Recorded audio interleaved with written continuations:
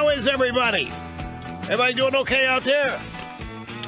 What a great weekend, eh? Everybody go out there, celebrate by having a beer in Justice Kavanaugh's honor? I certainly hope so. No, not in a solo cup, but right out of the can or right out of the bottle. You don't pour beer in a solo cup. Greetings, my friends, and welcome. Here we are, ready, willing, and able to kick off yet another brand new week of broadcast. What do you bet? After all of this brouhaha, this vote ended up being 50-48. What do you bet after all of this brouhaha, after all the angst, after all the character and life assassination the Democrats tried on Kavanaugh, what do you bet that the vote would have turned out exactly the same, regardless what the Democrats did? The Democrats didn't sway one vote. They gave it everything they had, but they did not sway one vote. Murkowski, even at the end of the day, ended up canceling out her no vote by pairing her president with Steve Daines, who couldn't be there because of his daughter's marriage. I mean, all of this, and the vote was not, I could make the case that the vote would have been probably the same. It would have been on party lines, and none of that had any effect on the outcome, but it did have an impact on much else. And as we get into the program today, I'm going to be examining some impacts of the activities of the Democrats. I'm a little conflicted about this because I'm not sure. I'm pretty sure, but I'm not quite sure of something. The football spiking after Kavanaugh was confirmed this weekend was one such example. There's always some of that after a big policy electoral win, but there's also usually a fair amount of magnanimity and reaching out to the losing side. Not so this time. This tweet of Nate Silver's is totally absent, ignores the infantile screaming. Did any of you watch the vote on Saturday? Did you hear the infantile, baby-like shouting and screaming from those women up in the gallery? J. Christian Adams has written about it and has expressed it almost exactly as I would say it. I mean, this was just guttural immaturity, scary, psychological disorder. I mean, it was embarrassing. It was frightening in the sense that that's who the base of the Democrat Party is.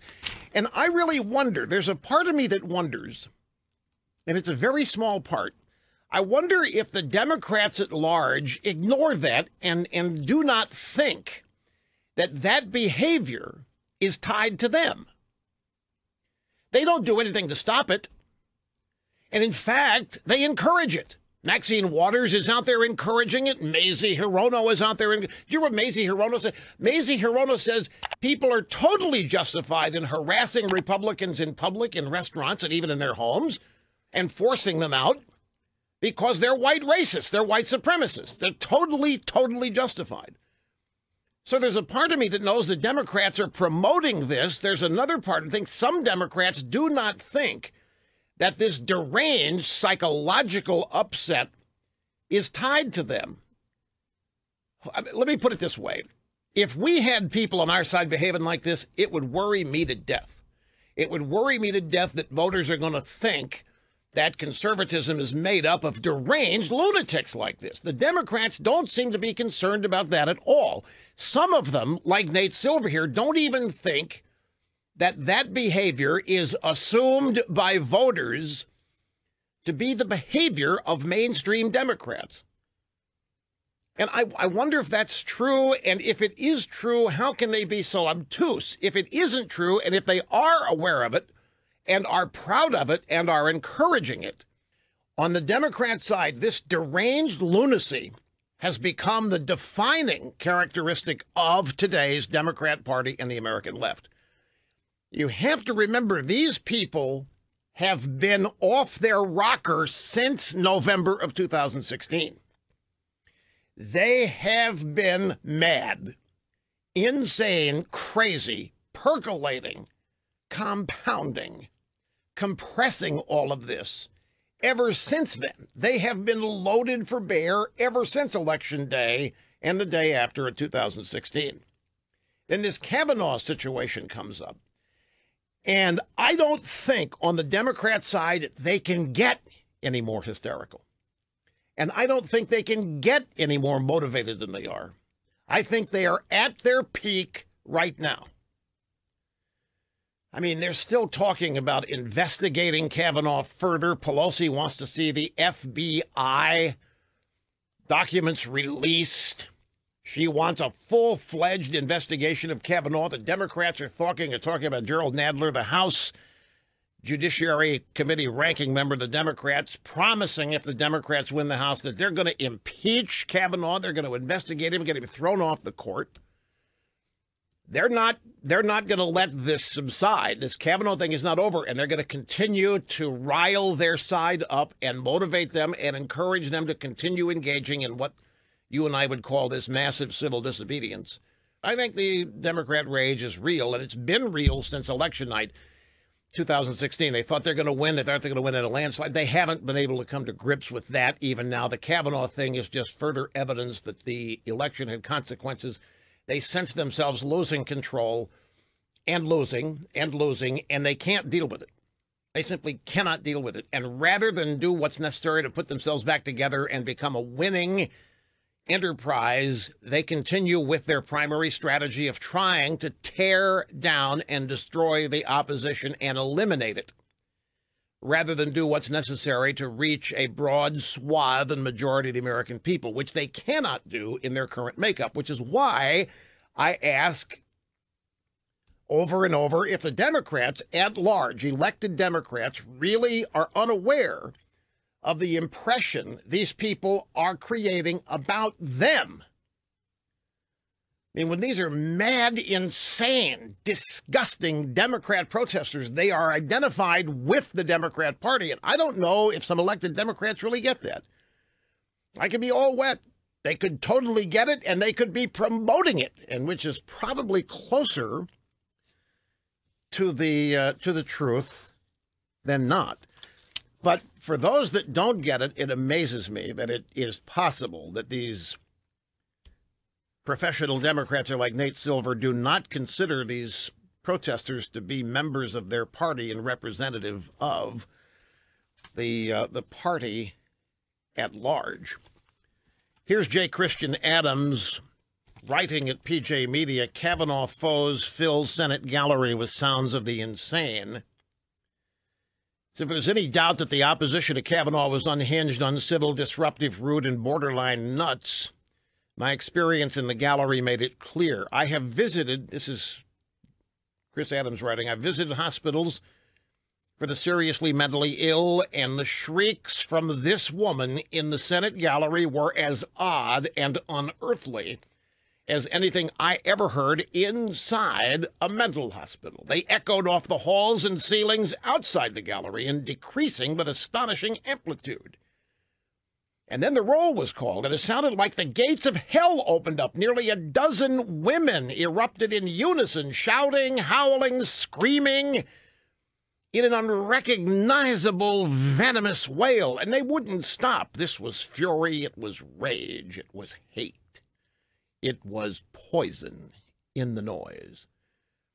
They were the sounds of a group of people tinkering with discordant madness. They were the sounds of irrational, unhinged, and unmoored lunatics. These were the people who opposed Kavanaugh's nomination. They were an embarrassment to themselves. And he writes, pay attention, that's what the left sounds like. Yeah, it is. And the Democrat Party doesn't seem to be the least bit concerned about it. The Democrat Party doesn't seem to be the least bit embarrassed by it. The Democrat Party at large doesn't seem to worry at all that this kind of discordant madness is going to negatively impact them in the elections.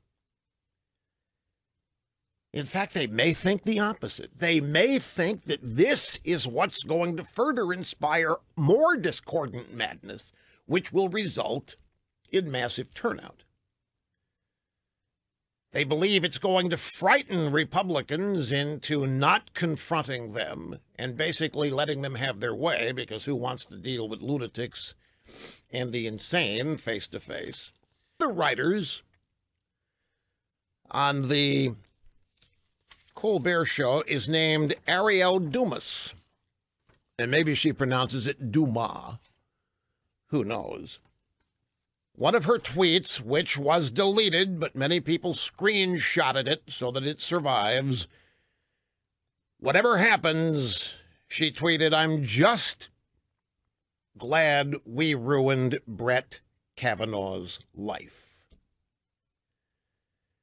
Whatever happens, I'm just glad we ruined Brett Kavanaugh's life. Never Trumpers were siding with these kind of people a year ago.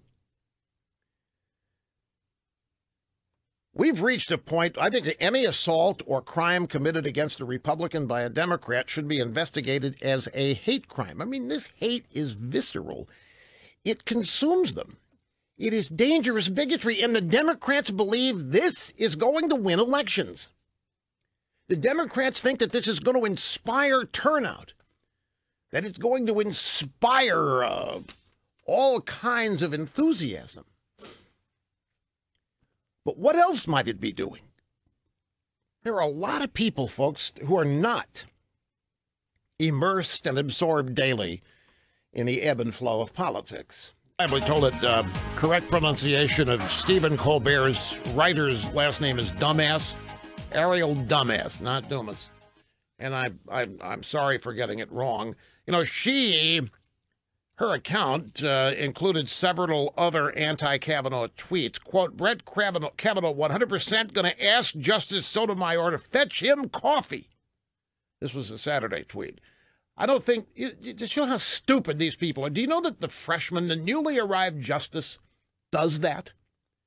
The newly arrived justice gets that kind of grunt duty. You would think that kind of thing wouldn't exist on the Supreme Court, but it does. Ariel Dumbass also criticized Kavanaugh for invoking his family in a Wall Street Journal op-ed. She wrote, it's not automatically a moral achievement to be a son, a husband, a dad. It's biology, a legal decision, and biology again. I can't read what she says in a family show.